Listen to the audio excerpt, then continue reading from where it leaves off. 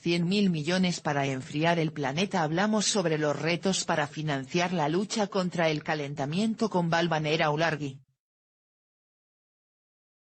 líder de la delegación española en la Cumbre de París, que comienza el lunes entre fuertes medidas de seguridad. El lunes empieza la Cumbre del Clima de París, formalmente llamada 21 pesos colombianos.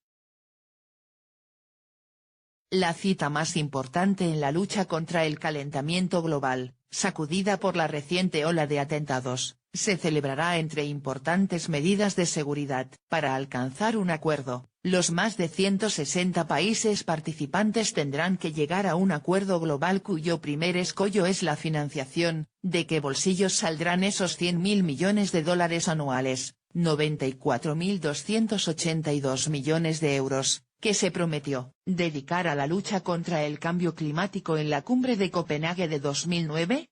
En efecto, la batalla por el clima no tiene que ver con la ciencia ni con la geoestrategia sino, principalmente, con la economía.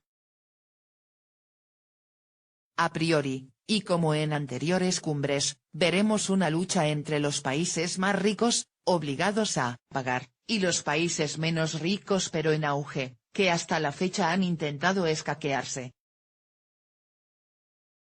Valvanera Ulargui, directora de la Oficina Española contra el Cambio Climático, OEC, y punta de lanza de nuestra delegación en la cumbre, cree que la posición de la Unión Europea será, en principio, muy constructiva.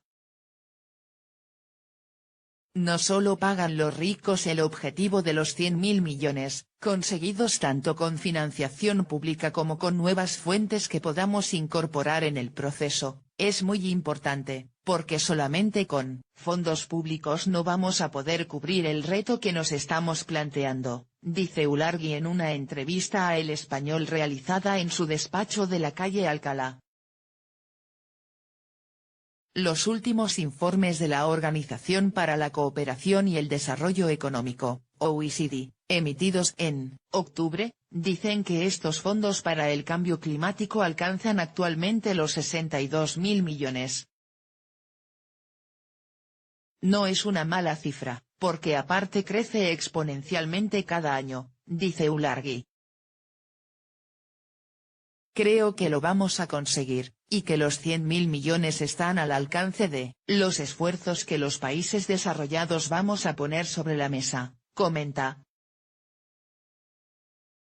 Además, apunta a que tienen que ser las naciones más ricas las que lideren este esfuerzo, no hay fisuras en la posición de España.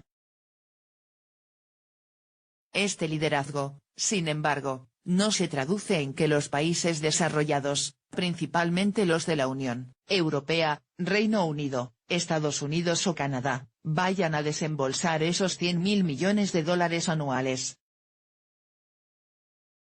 Su objetivo en esta edición de la COP parece ser una estrategia blanda, es decir, no obligar a países como México, Corea del Sur o China a financiar el fondo sino simplemente invitarles a cooperar. ¿Funcionará? La propia directora de la OEC reconoce que el hecho de que en un acuerdo internacional te exijan hacer algo genera bastante recelo, pero existe esa voluntad en los países mencionados. China, por ejemplo, ha anunciado recientemente la creación de un fondo de 3.100 millones de dólares para ayudar a países pobres a combatir el cambio climático, cantidad que supera los 3.000 millones que pocos meses antes ofreció el gobierno de Obama. Que los dos principales emisores de CO2 hayan dado este paso es una señal de un nuevo enfoque. Inédito en anteriores cumbres del clima, pero de 3.000 a 100.000 millones todavía queda un trecho enorme. En este escenario de la economía global, entendemos que hay países que tienen un PIB per cápita y emisiones ya superiores a la vieja Unión Europea que pueden de manera voluntaria aportar dinero al proceso según sus capacidades, dice Ulargui. ¿Qué parte le corresponde a España?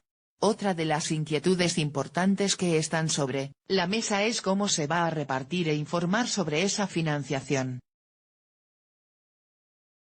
Ahora mismo hay unas fórmulas más o menos aceptadas por todo el mundo, que computan las fuentes de financiación y las dividen, explica Olargui, que irá a París con el objetivo de que, en el futuro, los países no solo estén obligados a informar sobre sus objetivos de emisiones sino también sobre los de financiación, cuánto podrá aportar cada país al fondo de los 100.000 millones. Los científicos del Panel Intergubernamental sobre el Cambio Climático, IPCC, han definido la cumbre de las próximas 2 semanas como un tipping point, es decir, un punto de no retorno. Si no se hace nada por el clima ya será demasiado tarde porque, entre otras cosas, será demasiado caro.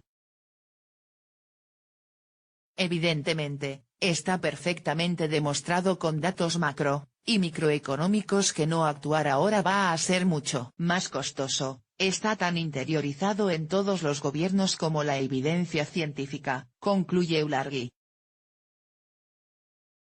Pero la 21 pesos colombianos también podría ser un punto de no retorno para la confianza de los ciudadanos. Si tras varias cumbres infructuosas los gobiernos no logran un acuerdo, ¿cómo podrán exigirle a la gente que reduzca su huella de carbono o utilice el transporte público? La señal tiene que ser clara, dice la directora de la OEC, París no puede ser el final del camino sino el principio hacia una nueva revolución energética, económica y social.